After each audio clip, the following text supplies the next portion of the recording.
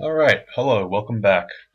Uh, we were in the vaults last time, and we've moved to depths. And so, when I left, uh, I kind of put myself in this really bad spot because there's a lich there.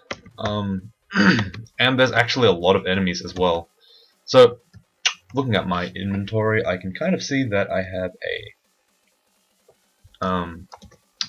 some wands of teleport.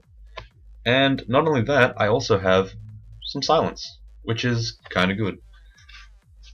So I'm probably gonna move towards the lich. If it doesn't summon anything bad, I can assume that this would work out. Maybe this is kind of a rough one.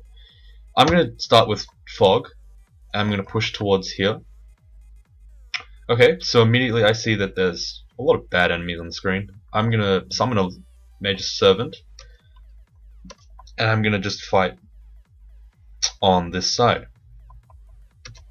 There are a lot of enemies right now, and I don't want that lich doing anything to me. So I'm gonna silence, so the lich dies. It can't cast spells, unlike most. It's not a demon. Demons can cast spells even when silenced. Liches can't. So silencing is very good against these guys.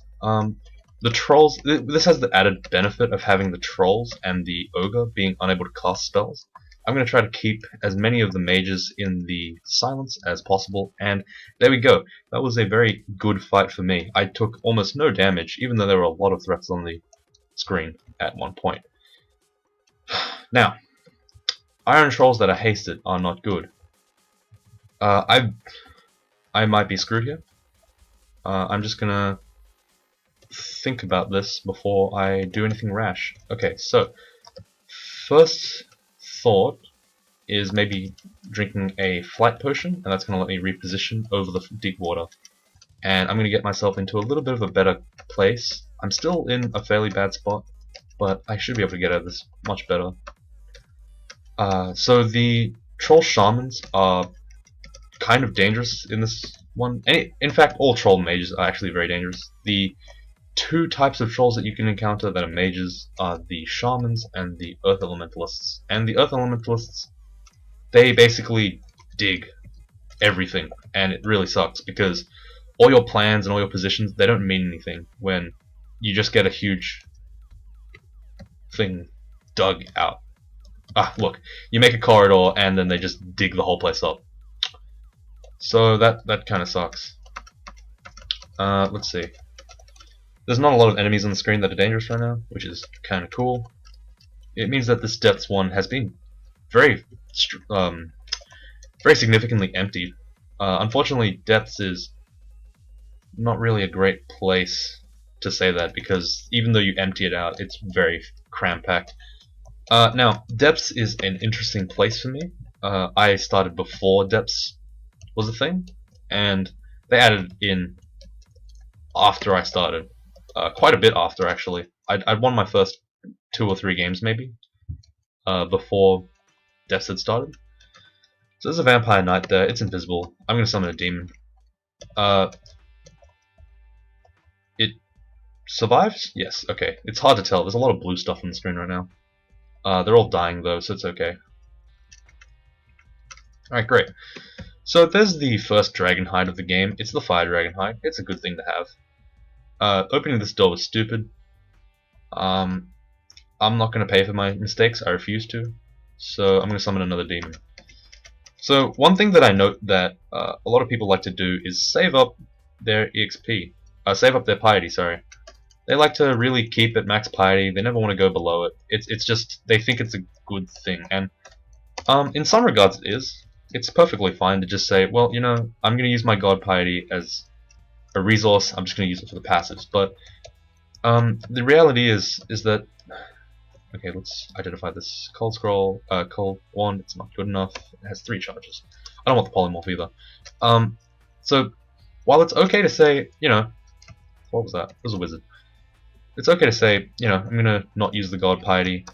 I'm going to save it up. I'm going to keep it up. So that's the troll mage. I'm not even going to bother trying to make a kill hole or corridor out of using my dig wands. I'm just going to kill it because it's going to ruin my plans. Okay, so ignoring these distractions, Um, yeah, God Piety recharges quickly for a lot of gods. There are a couple that are a bit less so, I think. Let's think. I guess spamming actions are no, no. Realistically, every god in like in practical terms, every god recharges their piety quite quickly, um, if they need it. Especially McLeod. McLeod is one of the fastest ones. Every kill you get gives you like a chance of getting 0 or 1 piety, basically. Yeah, 0 or 1 piety. Okay, so Mara is really annoying and dangerous. Then the reason for her being dangerous is because she makes me. She literally just copies me. That's her best move. And that sucks because I'm really good. Like my character's very strong, and she's gonna turn that against me. So what I'm gonna do is I'm gonna make this thing called a, I guess it's a kill hole. It's a three tile formation that is not very. It's sometimes seen in the dungeon. Let's see if we can see any in here. It's pretty. It's not the most rare feature of the dungeon, but it's quite rare. Okay, so there doesn't seem to be one here. Yeah, I'm not seeing one, but it's basically this like weird looking shape, and what it does is it restricts line of sight. Oh, see, this is what I mean. This guy is not fun to deal with. I'm actually gonna teleport out. I don't want to deal with it. See, I'm already red drained from my own thing. I wonder if wielding throwing it and then just letting him no, never mind. Okay, he's already summoned me. This is really bad for me now. Okay, so I really hate Mara, just by the way. I don't know why this ghost is hitting me so much, but now I'm terribly drained, and this could spell death for me. This level of high drain is about 3 to 4 XLs. That's actually insane. Axis has gone down about 5.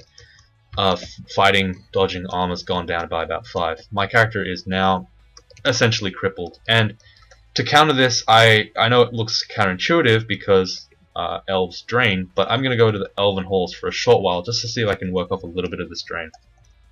I know that they have draining bolts, but it's not gonna be as bad, I think, as...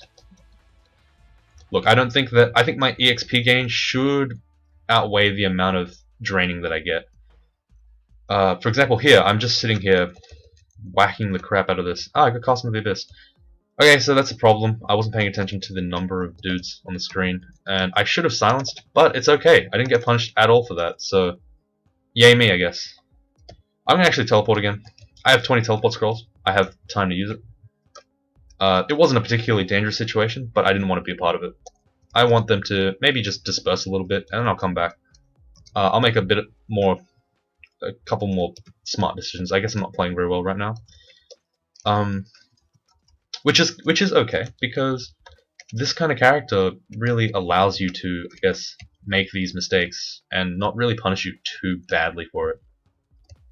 So I'm running really low on inventory slots again. I'm not going to use the flight. I don't think that's useful to me. The ring of flight. The enchant armors can go. If I need them, I'll pick them up again. I can drop some of these rations. I guess I'll keep the royal jellies.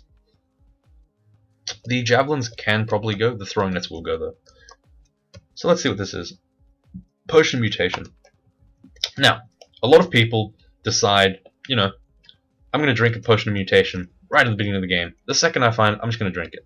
And they do this because it could potentially win you a good chunk of the game. But when you play for win rate, when you play to be as consistent as possible, it's really not a good thing to drink these potions of mutation. They can actually lose you the game straight up. And of course there's the logic of saying, well, I can just control Q, I can just quit, I can just leave, and I can start again. I would not be that far into the game. Yes, but for me, at least, win rate is a pretty important thing. I consider it to be a factor of an indicator of skill. Not really, but an indicator of like consistency, as I say it. So he's summoning a lot of dudes. I don't like that at all. I'm actually gonna read another silent scroll, and that should take care of him. So Elf is pretty dangerous right now, as you can see. I've already gotten Abyssed once. It didn't matter this time because I, for some reason, didn't get punished. But I'm not going to do Elf 3 here because it's kind of dangerous. See, already I see an Executioner. I want to bail. I'm going to bail. I'm going to just do this. I'm going to go upstairs and downstairs until they come within melee range. So that Greater Elf right there is being a real jerk. And I got Draining Bolted again. So I'm in not a very good situation. I'm in a manageable one, but I'm just not having a good time right now. So the elves are deciding to just really do a number on me. I'm not having much luck with keeping this drain off me. That kind of sucks. Unfortunately, everything's throwing draining bolts at me apparently, and this guy is just throwing wave after wave of high-level demon at me. So I'm just gonna kill him. Sometimes the best strategy is to just kill the summoner. Before, I didn't mention this in the last video, and I realized I got sidetracked, like I do. It's very common to... sorry, back in the day... Let's go back to depths. Back in the day, we used to...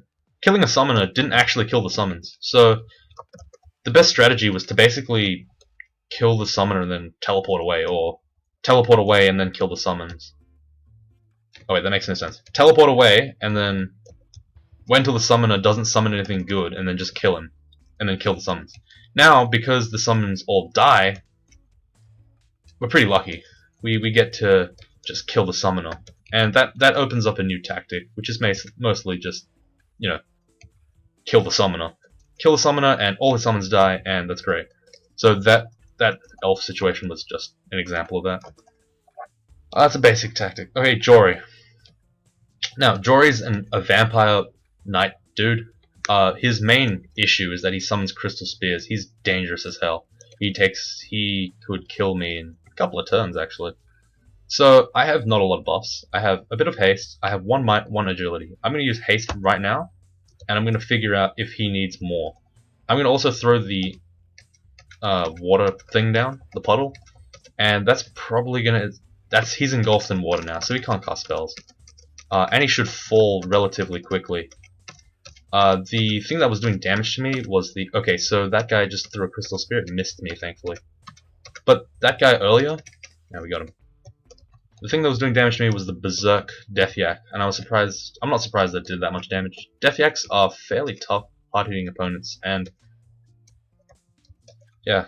Okay, so this is kind of that kill hall I was talking about. It's not perfect because there's these other squares that are exposed, but it's not really a naturally occurring formation in the dungeon. You usually have to make it yourself. It might sound a bit too pedantic, but positioning is very important in this game. Being in one tile could mean the difference between like dying and surviving. Like if I were to stand here, for example, they could hit me from all of these angles, right? But if I stand just like one tile over, suddenly they can only hit me from here, here, and maybe here, but I doubt they would. So having positioning is very important in this game. And for a lot of lethal fights, like a lot of fights that can go badly, like this one, I like to keep good positioning. Kill halls are not always the best choice, but in some they are.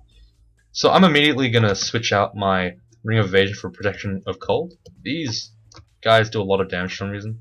I'm also going to move the turn on the See Invisible because I saw Boris earlier, who was an ancient lich, and what he did was he went invisible, so I don't want him anywhere near me.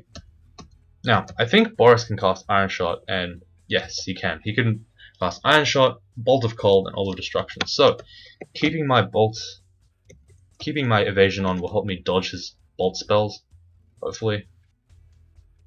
If he doesn't kill me in 2 turns... Okay, this is getting kind of dangerous. I'm going to quaff a Heal Wounds. And I'm also going to put a Lamp of Fire right there, and it's going to kill him.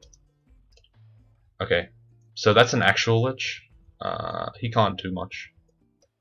The main thing that you need to be scared about with liches and stuff is the iron shots. Okay, let's drop the no, let's just leave them. I don't. Again, I'm holding out. I'm holding out. I know it's bad, but I think that the draining is doing okay right now. It's starting to lose its effectiveness as we see more and more undead. But then again, freezing doesn't really do anything against undead anyway. So yeah, not too much I can do about that. So I'm gonna do a little bit more of an advanced searching pattern. I think you can go axe and brand, and that will pull up all the branded axes in the game. So I can see there's a rune battle axe, there's a glowing war axe, hand axe, battle axe of venom, war axe of electrocution. Yeah, none of these are good, except I'm gonna check this out. I'm gonna see if this is good. This is a unknown battle axe. Okay, I'm taking a lot of damage from this. I've got to put my ring of evasion on. I don't know why there's so many ugly tentacled monstrosities here. We may be seeing a little bit of a side fault. I'm not going to complain too. Oh, I didn't actually explore this whole thing. Okay, I will do that now. But okay, an anti-magic battle axe. Now I know it sounds dumb, but this is actually the best thing that could have possibly dropped for me. This character does not, in any sense of the.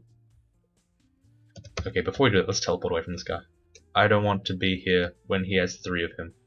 I don't want to be here when he has any of me, particularly. I'm very strong. I don't want him dealing with me. Anyway, so anti-magic is a very good brand. It is a very, very strong brand. And the reason why is because it kills so many of the strong enemies in Zot. And in general, just really. A lot of the enemies that you fight are magic users. Say, for example, this guy. He's annoying. Now he's useless. By hitting him a couple of times, tapping him a couple of times with this epic axe, they actually just become useless, and you just get to basically kill them for free as if they were some weak dungeon monster. So yeah, just having an anti-magic on hand is just really good. Especially because I'm not casting spells. Even if I was casting spells, 11 mana is probably more than enough. Let's see, that's haste. Ooh, that vampiric demon whip. If I was using maces, I'd be very happy. I'm not. I'm still okay. I'd say I'm neutral. Food's becoming a problem again, as in the fact that I'm having to spend so much time dropping stuff. I may drop the freezing now. It's not that useful to me, but we'll see. I'll keep it on hand in case. The fire might need to go soon. The invisibility should go. I think it will go. So anyway, the main thing is that anti-magic is really good. That's the main point that I wanted to make. So that right there was a clever. Oh yeah, and even these frost giants, the bolts of cold. I don't think they can actually cast it once you hit them a couple of times with this anti-magic. So I'm gonna actually keep it on as my main weapon now. It's probably gonna be better than my training for most enemies anyway. Like, draining is okay as a brand, I guess, but it doesn't work against a lot of things. And whatever it does work against, anti-magic is about like 4 out of 5 times better. Think about it like this. In the situation where I'm fighting a straight vanilla melee, like this iron guy, this iron dragon here, I don't care what weapon I'm using. It doesn't really matter. I'll kill him in roughly the same amount of turns. It doesn't really matter what brand it is, sorry. They're not. Straight melee enemies are not that interesting or dangerous in this game. They are okay. Whereas this lich, for example, I hit him and his magic leaks into the air. I hit him and look, he summoned one thing, he hasted himself, and then he died. This guy I didn't get a chance to hit, but now he's dead because I hit him with the anti-magic. He got 1 torment off and then he just died. So torment is another thing that I guess is good to you kind of get rid of when you have anti-magic. They can't. Oh dear, I'm confused. That's fine. Once you have the anti-magic hits on them, they can't do a lot. It's really good. I don't know. I used to consider it very weak. Oh, I'd always rather electrocution, honestly. But thinking now, I did a couple of Berserker games, a couple of Trog games, and a couple of just warrior games where I found anti-magic. And I was surprised at how effective the brand was actually. So yeah, I'm fanboying a little bit about the anti-magic brand, just because I think it's kind of cool. I think it's a brand that I haven't used too much. I used to always look for the other ones, but now it's like, anti-magic. It's a free win. For a 3-win game, it's probably the best brand. Electrocution on a Demon Whip is probably the only one that beats it. Or some other fast weapon. Yep. Okay, cool. So we're continuing down to depths. We're actually at 2 hours, so this is a fairly fast play. Okay, this is going to be a full map one, but you can tell because all 3 stairs are here and there's only 1 downstairs. I might as well explore it, but honestly I wish I didn't have to. It's a shame. Depths is okay for me. I think that... Oh, I don't think I explained this, but I was considering whether to say I didn't like depths or I liked depths, and then I realized, you know what, it's the right choice by the devs, by the guys who... this game's open source, but it was the right choice, basically. And the reason why it's the right choice to remove dungeons like 15 to 27 and then pack it with depths is because, frankly, the lake dungeon is really flat out boring. There's nothing in there. It's just the same old, pretty much. But for an extra like 7 floors. That's great. Now that they removed that, that's okay. I'm okay with that. Wow, that orange brain just like wanted a partner. He just summoned a friend, I guess. Yeah, so late dungeon, not that interesting. While I really dislike, I also still fairly heavily dislike depth because of how tedious it is, because of just how many things there are, I guess. I'm understanding slowly that it's a good choice to make, basically. This is a book. It has nothing I want. Nothing. I'm probably not going to be casting any spells again. There's a lot of enemies here. See, so the main issue with depths is just the fact that there's just so much stuff all the time. Every floor is packed so full of monsters that, I don't know, it just seems like an endless slog through this entire floor. Like, a lot of the time, you'll go into depths and you'll just get there, and then you'll just have to stare dive for like about 150 turns because there's just so many enemies there. You just have to sit there and sit there and sit there and fight and fight and fight. And hopefully you don't die randomly or get paralyzed or some terrible thing on the stairs. Because then you're just screwed because you're surrounded by fairly high level enemies. Yeah, I don't know. Depths is like kind of a rush. It's kind of a war of attrition, I suppose. Also, this vault, I haven't done this vault since the last tournament. This is a pretty rare one, actually. I haven't seen this whole full floor one in a very long time. I don't really like it. It's like this cool. Battle Axe of Venom. No thanks. Yeah. So, what's that? No, it's not here yet. It is a Battle Axe of Chopping. That's okay. That would be cool, but anti-magic is okay. It's better, I'd say. Anyway, so this, the main thing I have an issue with is all these full floor things that just take ages and ages and ages to explore. Okay, so the last loot stash, I guess, over here wasn't very interesting, but this one has a artifact ring, and you know, it's a cool thing to have. So I'm gonna go over here and I'm gonna see what's up. So it's got random confuse, it's got MR++, it's got int, and it's got dex -4. I don't really want it. None of those you can just pretty much ignore stat boosts. They're not that relevant, to be honest, unless you're like a Minotaur that never spec'd int, and then you suddenly get like really bad mutations, and then yeah, you just like have no. Ooh. Oh no, never mind. Yeah, unless you're like a Minotaur and then you accidentally get mutated a whole bunch because you're not paying attention, and then suddenly like you just have no int, like increasing like int or like dex or stuff it's not really you don't really look at items for that. They don't stats are not honestly stats are one of the biggest misnomers in this game. Everyone's like, oh man, it's super duper important. Hey, that's a resist mutation. I want that.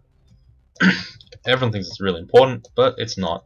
Stats do basically nothing except in int, and even then the effect is mostly negated by having just a bit more training.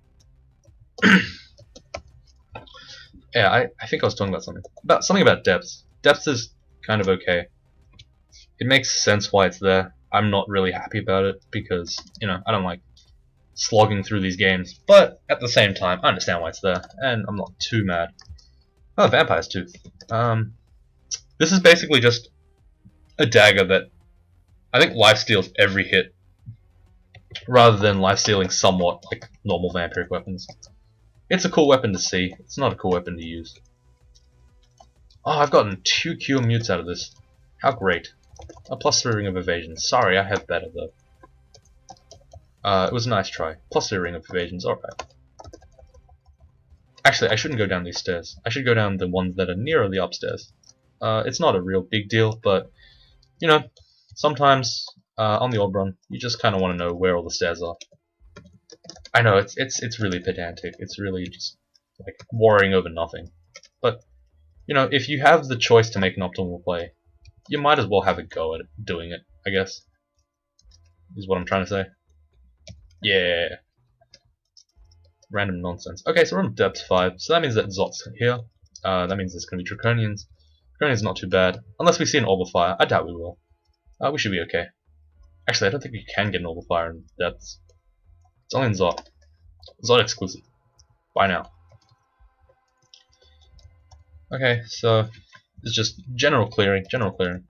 Draconians, the fact that I can take on Draconians this... not quite this early, but I'm taking them on with fair ease, and the reason is because, you know, this character's almost done basically. He just has Abyss to go, pretty much. Let me just check how long I've been recording. It doesn't tell me. Ah, it sucks. Oh well. I'm gonna have to go again. I'm a bit of a noob when it comes to recording and especially publishing.